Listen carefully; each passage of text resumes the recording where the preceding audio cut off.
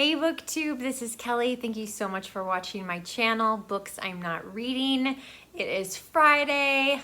Thank you. Oh, I'm so glad.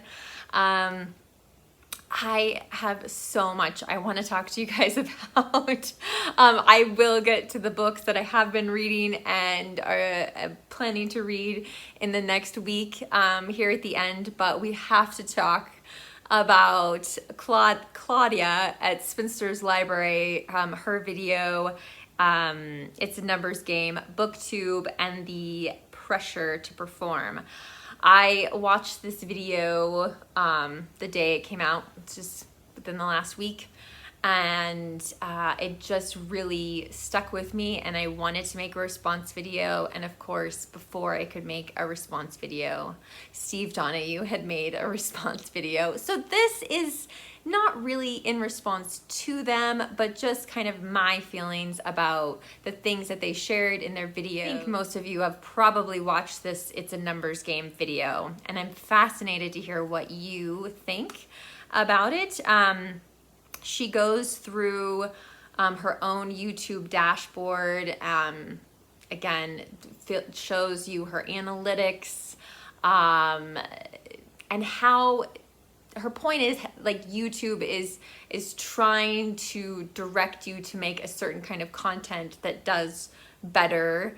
And so there's these little green check marks and these little down arrows, and I don't know, like, to me, it's not that big of a deal, but apparently it really does affect some people. Of course, Steve is on the other end of the spectrum in saying that he never looks at his analytics. He doesn't pay any attention to what YouTube is saying to him. And I think I fall somewhere in the middle of all of this. So Claudia interviewed, I want to say it's about 10 booktubers, and in her video, she links to all their channels down below. You definitely should check them out. And she did a really great job of getting a big mix of people. There was one booktuber who wasn't, due to technical difficulties, their video wasn't able to be shown, that has 128 subscribers. And then it goes from there all the way up to 9.82 thousand subscribers. Claudia herself is about 9.5 thousand subscribers. And she interviews all of these booktubers separately, but their answers are very, very similar. Lots of people talking about, yeah, like that those green check marks and the down arrows really affect them, which is fascinating to me because I don't pay that much attention to it. That they definitely make content based on how many views similar videos have gotten in the past, which I will admit, my haircutting video this Memorial Day on Monday, yeah, you know, that was driven by the fact that Jason cut my hair back in August. And so I was trying to find a way to, because if he's gonna cut my hair and something catastrophic happens to my hair, like, we all have to at least have a video of it, right? But I did try to make it more bookish this time to appeal to my BookTube audience, and I appreciate everyone's comments on that. But yeah, and the thing that I found maybe the most fascinating is how much time people spend on each BookTube video. Now, I know some of this from experience. BookTube is a very time-consuming hobby. For some of these people, it is a lot of time. People talk about how much editing sucks, and I completely agree with them. Editing videos is a pain. But at the same time, yeah, like, sometimes we say things wrong, we need to cut it out, or, you know, we get interrupted by something, whatever the case may be. And editing is a great tool to save that video.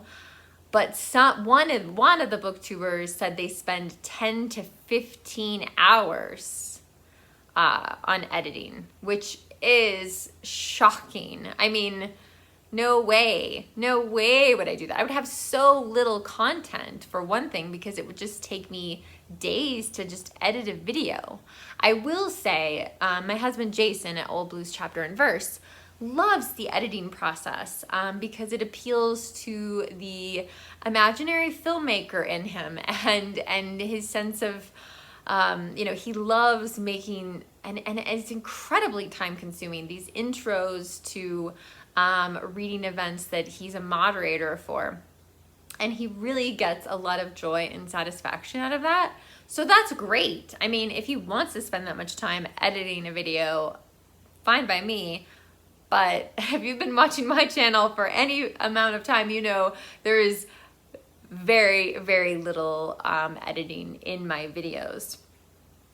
On the other end is Steve, who doesn't edit anything and is so articulate that he can just turn the camera on and go forth, which I really admire and envy about him. But I do think, and Steve said like he doesn't ever look at his analytics. I don't know how he uploads his videos. You know, the way I upload my videos, I'm forced to see that initial dashboard that does include some analytics. But I actually think Steve would find his analytics fascinating if he actually, so there's a little box on the side for analytics on the screen. And I think Steve would find it really interesting to see the analytics of his channel, because some of the things, particularly about your audience, are really interesting. So just to give you an example of a few of my analytics, and I don't have Claudia's skills and putting them up on the screen, and my analytics aren't as interesting as hers are anyway, but at the moment, and I'm sure this has to do with the haircutting video, but I actually have, like, my viewers in the last 28 days has been 51.3% male and 48.7% or female, excuse me, which says to me that that wasn't booktube so much watching the haircut video, but maybe some other people. And the first haircut video remains the most viewed video that I've ever made on this channel because somebody has put it on their playlist. And so as people go through the playlist, they watch 30 seconds of my video and then they move on. But it has over 4,000 views. Now, the one I made Monday at the time of my filming this has like something like 850 views. Also, and again, I think this has to do with the haircutting video, is the age of the people watching my channel. Usually it's I think like 25 to 35, somewhere in there. There have been periods where I've had a large number of people 65 and over watching my channel, which I thought was just mind-blowing. But at the moment I have people in every single age range who have watched my channel in the last 28 days. So that's never happened before. I also can see where my subscribers or the people watching my channel are from. I'm assuming it's one person in Greece. Oh, how I wish you would say hello or leave an emoji of like the Greek flag or something like that. Thank you so much for watching. I know you've been around a while, so so all of that is really interesting. The other thing that you find out is how many people watch your videos who are subscribed to your channel and how many people are unsubscribed. So 73.2% of my viewers in the last 28 days have been subscribed to my channel. So 26.8% are not subscribed.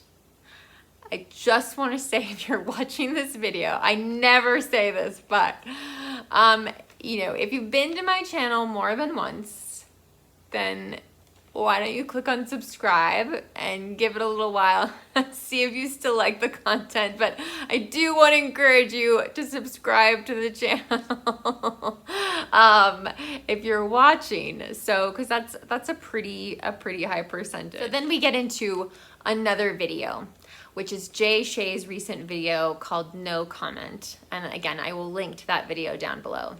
And Jay Shea has decided for the next 2 months to turn the comments section off of his channel. And I know Jay well enough, I think, to know that he wouldn't do that if he didn't have a good reason. But I am really sad about it, because I think the comment section is where some of this magic starts to happen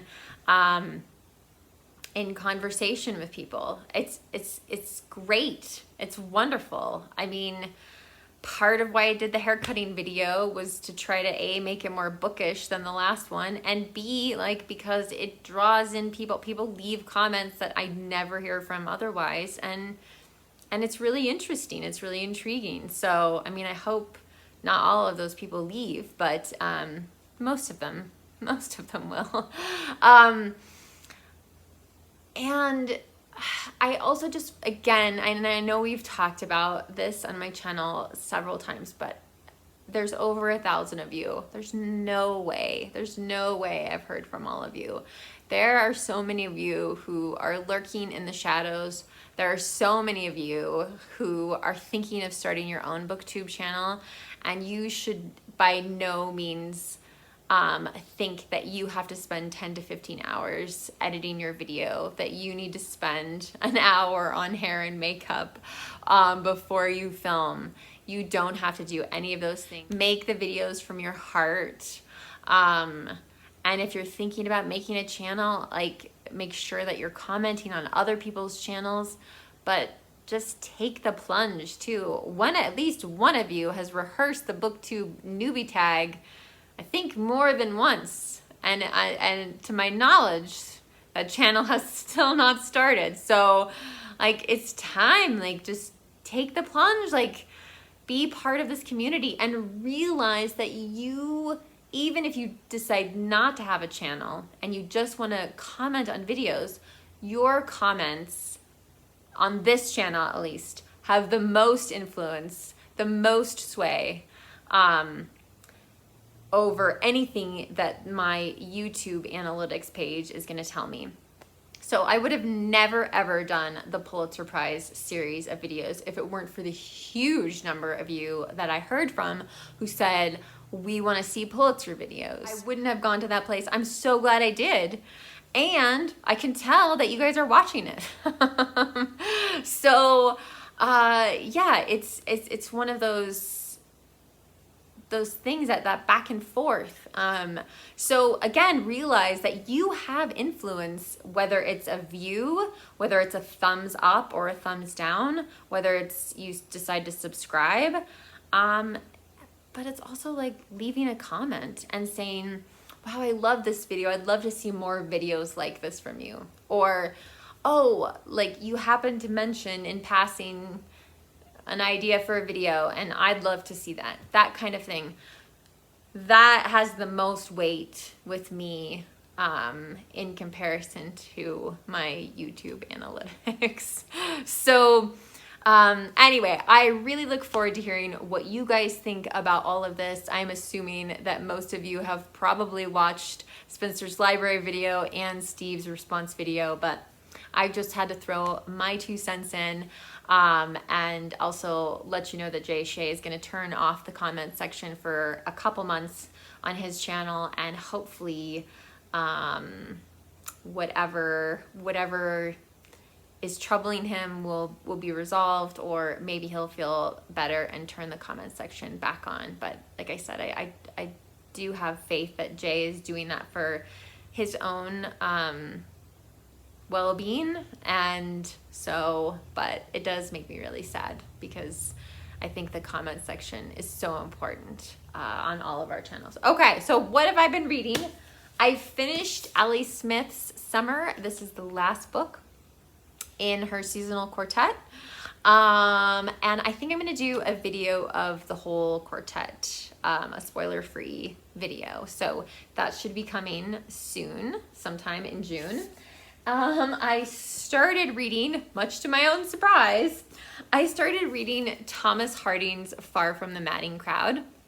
I am doing this as a buddy read with JS, who had shared his love for Thomas Hardy with me in a comment, and then I did the buddy read tag, and so we ended up just like right away starting to read this book. This is my first Thomas Hardy novel, so I'm a little nervous. It's a little dense, but it's also beautiful. Wow, really, really beautiful writing. So I am enjoying this. And this coming week for Pride Month, Pride Week, I am going to read James Baldwin's Giovanni's Room. I've read one James Baldwin book that I really, really loved. I found extremely powerful. But somebody I used to work with who is gay told me that when he was a young man, he read Giovanni's Room, and that this was the book that made him realize that he was gay. So since hearing about that story, I've wanted to read this. So I'm really looking forward to it. Okay, BookTube, tell me what you're reading down in the comments section, what your plans are for the weekend, and again, your thoughts about the numbers game. So, BookTube, remember to be kind to yourself, be kind to others, and I will talk to you soon. Bye.